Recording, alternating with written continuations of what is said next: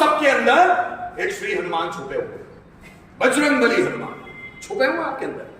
जैसे जब हनुमान जी बहुत छोटे थे तो वो इतने ज्यादा ताकतवर थे कि सूर्य को खाने पहुंच गए। 6 महीने कहते हैं उन्होंने, आधा 6 महीने उन्होंने सूर्य को अपने मुंह में रखा। इतने ताकतवर कि कोई भी ऋषि मुनि तपस्या करते थे तो हनुमान जी ऋषि मुनियों को अपने हाथ में उठा लेते और किसी पेड़ पर रख के आ जाते थे, या ऋषि मुनियों को उठा के नदी में फेंक देते थे। तो ऋषि मुनि बड़े क्रोधित होते थे, उनका कमंडल वगैरह सब फेंक देते थे, उनकी चरण पादुकाएं वगैरह नदी में फेंकते, बहुत परेशान करते थे। सभी ऋषि मुनि बहुत परेशान थे हनुमान जी से बचपन।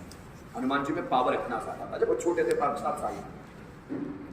एक बार सूर्य को खाने पहुंच गए तो इंद्र ने अपना अस्त्र फेंक कर मारा, अस्त्र अपना हथियार वज्र।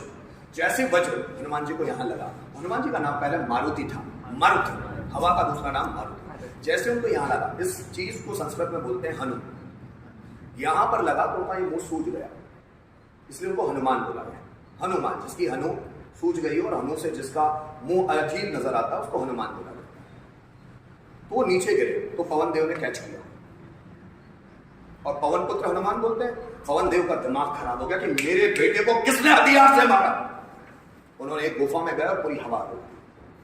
पवन देव पूरी हवा रोक दी, अब कोई संसार में चंगा नहीं रहेगा। किसने हिम्मत की मेरे बेटे को मारने की?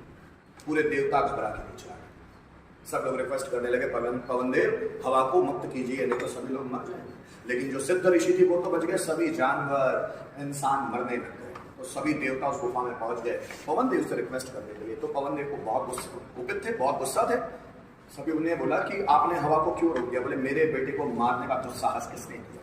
इंद्र वहां पर आ गए, प्रभु मैंने ये गलती की, तो आपने क्यों मारा? तो बोले ये सूर्य को खाने जा रहा था, अगर सूर्य को खाएगा तो जो हमारा नेचर है उसका इकोसिस्टम बदल जाएगा, हमारा जो नेचर है उसका जो जैसा भी संतुलन है वो बिगड़ जाएगा, इसलिए मैंने। तो फिर सभी लोगों ने उनको कन्विंस किया, सभी देवताओं ने उनको कन्विंस किया। उसके बाद सभी देवताओं ने उनको आशीर्वाद भी दिया, लेकिन सभी ऋषि मुनियों ने भी रिक्वेस्ट की, किसके पास पावर्स इतना ज्यादा है कि उसको पता नहीं है कि इस्तेमाल कैसे करना है। अगर ये इतना छोटा बच्चा और इतना ताकतवर रहेगा तो ये गलत रास्ते पर जा सकता है। जैसे हमारे घर में बच्चों को बहुत एनर्जी होती है, तो हम सिर्फ हमारा काम उनको बचाना कि वो गलत रास्ते पे नहीं जाए, लेकिन वो सब हनुमान है, बहुत ताकतवर होते हैं सबके सब। तो बोले इतना बच्चा, उसमें इतनी ताकत रहेगी, ये तो कुछ भी गलत कर सकता है। तो फिर शिव जी ने बोला ठीक है, जब तक ये बड़ा नहीं हो जाता तब तक इसकी जो शक्तियां है उसको हम भुला देते हैं। जब ये बड़ा होगा और आगे जब ये काम करेगा, इसकी शक्ति का कोई इसको एहसास दिलाएगा तो उसको उसकी शक्तियां वापस आ जाएगी।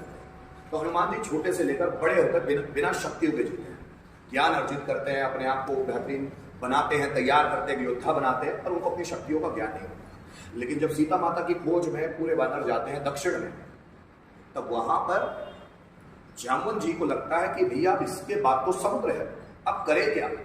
तो जटायु का भाई होता संपाति, वो अपनी दिव्य दृष्टि से देखता है, बोलता है कि सीता माता को रावण ले गया है किडनैप करके। तो बोले अब उस पार जाना पड़ेगा, पूर्णतः समुद्र को पार 100 योजन दूर जाना पड़ेगा, तब सीता माता का कुछ पता लग पाएगा। तो अब जामुन जी सोचते हैं किसको बोलूं वहां तक जाने का, जो उड़ के वहां तक जा सके, एक छलांग लगाए वहां पहुंच जाए। तो सब अपने अपने बारे में गवाक्ष, अंगद सबसे पूछते हैं जामुन जी, पर वो सब बोलते हैं कि यहां से जा तो सकता हूं पर आ नहीं सकता। कुछ बोलते हैं कि मैं 10 योजन जा सकता हूं, कुछ बोलते हैं मैं 50 योजन जा सकता हूं। और हनुमान जी एक ऊंचे पहाड़ पर तपस्या में राम राम, जामुन जी उनको देखते हैं, वो अपनी शक्तियों का बखान नहीं करते। जामुन जी उनको बुलाते हैं, जाओ हनुमान को बुलाकर लेके आओ। वानर उनको हनुमान को बुलाकर लाते हैं कि हनुमान सीता माता की खोज के लिए वहां जाना।